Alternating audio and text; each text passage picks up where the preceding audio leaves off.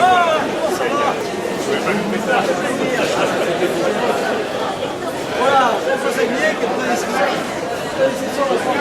Voilà. Le maire adjoint de la ville de Paris, sur le site et le responsable de France. Oui.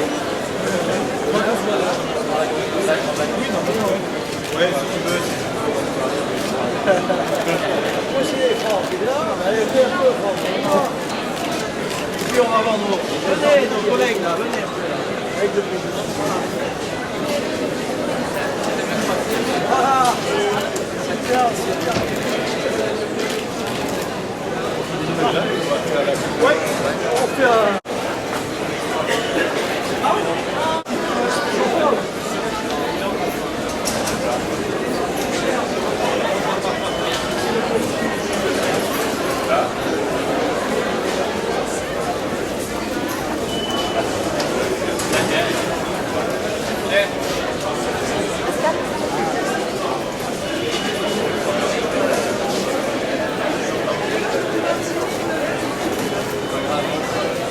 Monsieur le Président de la région Île-de-France et Président du STIF, Monsieur le Vice-président, Monsieur le maire adjoint de la ville de Paris chargé du transport, nous sommes très heureux à la RATP cet après-midi de vous accueillir.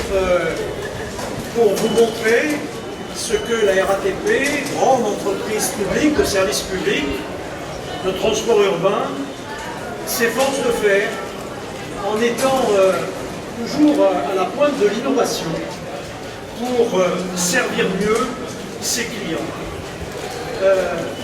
Vous savez que nous avons de très nombreux agents de notre entreprise qui travaillent 24 heures sur 24 à la qualité du transport, mais aussi qui veillent sur nos infrastructures, qui maintiennent en état les équipements. Nous avons vu le travail à Aubert tout à l'heure qui était fait sur un escalier mécanique par nos équipes, et qui aident aussi les voyageurs à s'orienter, à trouver leur chemin dans le transport, à les assister quand il arrive un problème.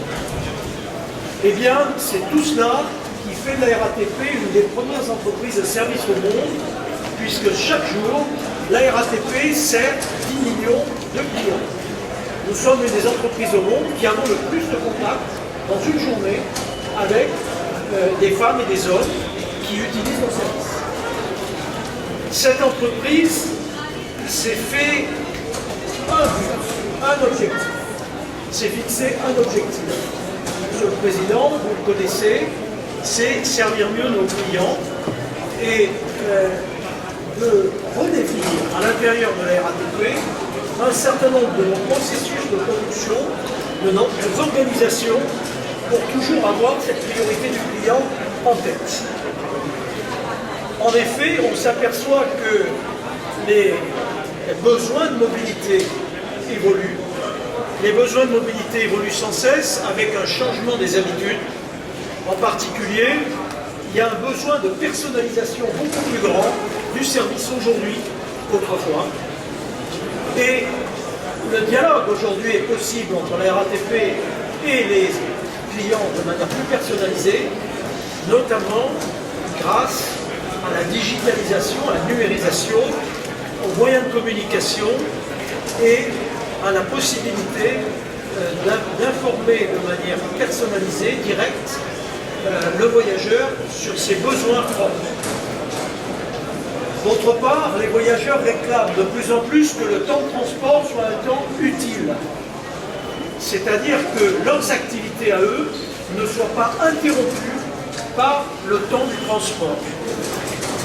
Et c'est évidemment un élément fondamental de ce qui m'a décidé à instaurer la connectivité complète dans le métro et dans le RER, puisque à partir de 2016, l'ensemble du métro et des 2 lignes de RER de la RATP bénéficieront d'un accès 3G, 4G fourni par l'ensemble des fournisseurs d'accès téléphonique, qui permettra de rester en liaison permanente à haut débit sur des smartphones avec Internet. C'est un point de confort très important pour nos voyageurs dans une grande capitale comme l'Île-de-France et Paris, qu'aucun métro au monde aujourd'hui n'a offert à ses clients. C'est un exemple parmi d'autres de l'évolution et de l'utilisation des nouvelles technologies dans ce service client. Bien sûr, la technologie, Monsieur le Président, c'est d'abord au service du transport. Quand on automatise une ligne de métro comme la ligne 1, qui a été une réussite observée dans le monde entier, c'est un signal, mais nous voulons avoir la même dynamique à l'égard de nos espaces et de la relation avec nos voyageurs.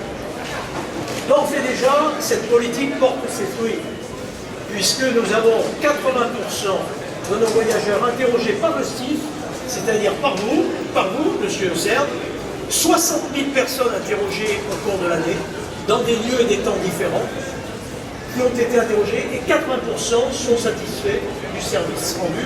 Ce sont des taux dans le transport urbain qui sont uniques en Europe à ce niveau-là.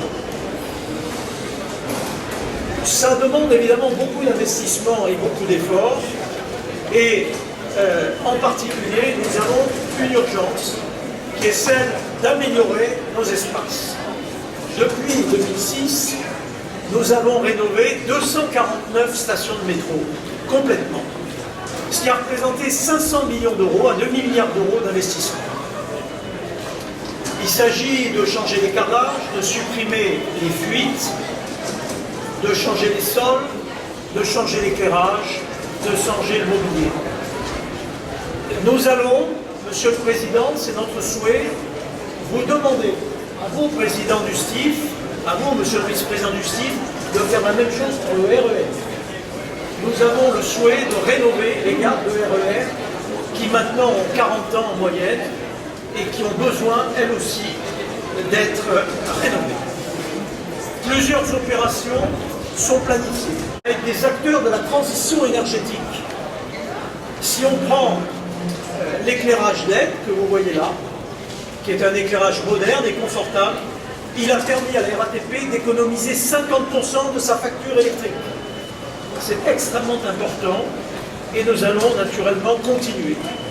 L'autre point que je voudrais souligner, et je salue d'ailleurs les salariés d'une entreprise qui travaille avec nous et pour nous, les salariés d'Honnête, je voudrais vous dire que, Monsieur le Président, j'ai pris un engagement vis-à-vis des élus de Paris, vis-à-vis de la région, vis-à-vis du STIF, c'est celui qu'on ait des espaces qui soient plus propres. Et nous sommes en voie de gagner ce pari. J'en suis intimement convaincu. Et j'espère que vous l'êtes aussi, comme utilisateur du métro et du RER.